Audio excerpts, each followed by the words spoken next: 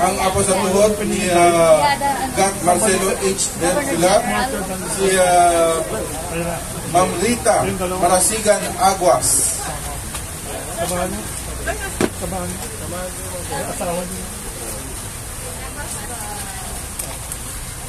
Okay. Dito po sa gitna. Kaya Alvin. Yan yung mga height of mga ano. Pampiba. Pampiba yan. Hey ma'am. Okay. Okay po. Maraming salamat. Binabati po namin kayo. Okay, ang sumunod naman natin tatawagin ang Presidente ng Publishers Association of the Philippines Incorporated, si Ginoong Nelson Santos.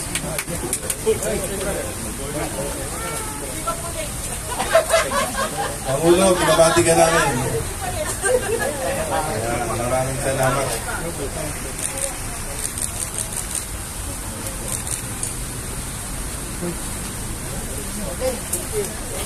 Maraming salamat, kapatid.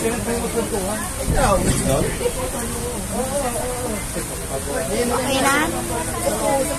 At sa pagkakataon nito, ay bigyan naman natin ng pagkakataon makapagbigay ng mensahe ang kinatawan ng Federation of Filipino-Chinese Chamber of Commerce and Industry para sa kanilang presidente ng Sitio Pedro. Tawagin natin si Ginoong Wilson Lee Flores. Sir Wilson. Podium sa gitna.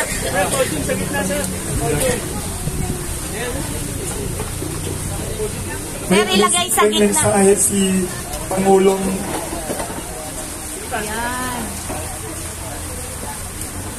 May simpleng mensahe si Pangulong Dr. Cecilio Pedro.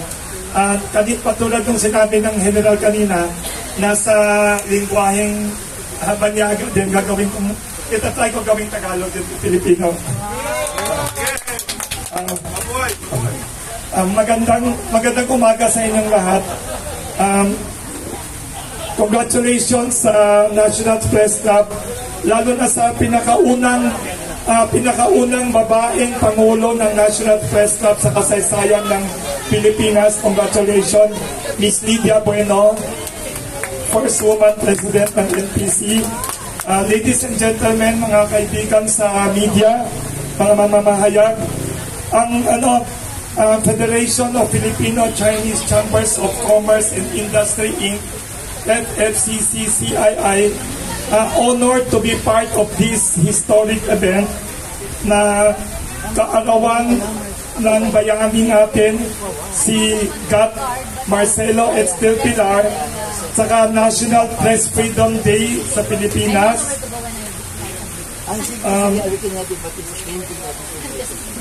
Nagkikala ang Federation of Filipino-Chinese Chambers of Commerce na napaka-importante ng press freedom, hindi lang para sa demokrasya.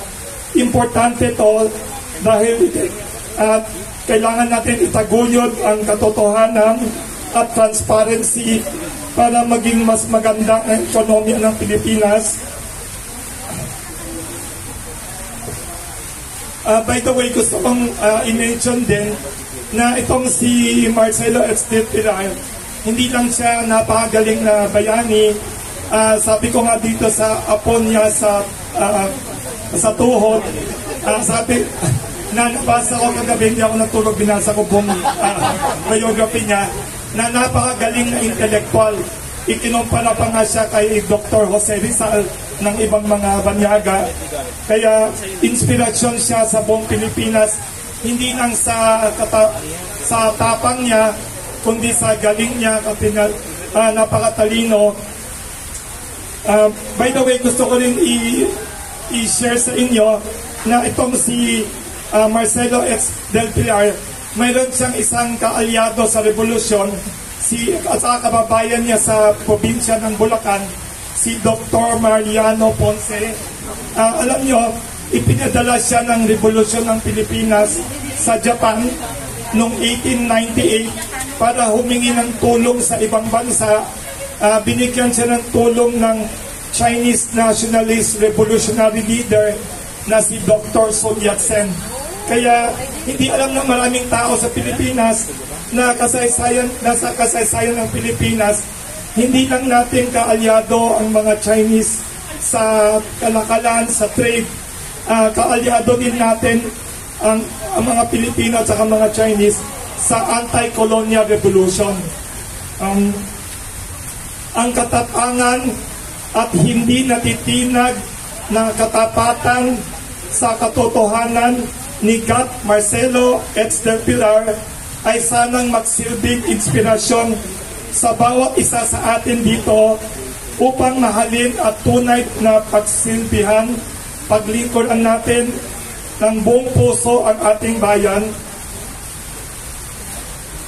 Panikan natin ang katotohanan, ang kapayapaan at katarungan gamit ang press freedom. Lakas loob nating labanan ang pandemya ng mga peking balita na kumakalat sa internet, social media. Maganda at saka nakakatuwa ang social media, nagdudulot siya ng progress. Pero ang problema din sa social media, walang mga patnugot, walang mga editor. Kaya pandemya din siya na kumakalat sa takot, duda, galit, kaguluhan at pangamba. Kaya itaguyod natin ang katotohanan sa press, pamamagitan ng press freedom. Ayon nga sa Biblia, nasa Juan 8:32, John 8:32, ang katotohanan ang magpapalaya sa inyo, sabi ng Biblia. Kaya itaguyod at panindigan natin ang katotohanan sa media natin sa Pilipinas. Isa puso at isip natin ang kapakanan ng ating mga kababayan at gawin kung ano ang makakabuti para sa ating lahat. Ang kabayanihan at kadakilaan ni Gat Marcelo H. del Pilar ay lagi sanang manatili sa puso, damdamin at kamalayan nating lahat. Once again, on behalf of Federation of Filipino-Chinese Chambers of Commerce and Industry, Inc., led by si Pangulong Dr. Cecilio Pedro, congratulations again sa National Press Club. Congratulations sa media ng Pilipinas. Maraming salamat po. Mabuhay ang pambansang araw ng kalayaan sa pamamahayag. Mabuhay ang press freedom sa Pilipinas. Thank you.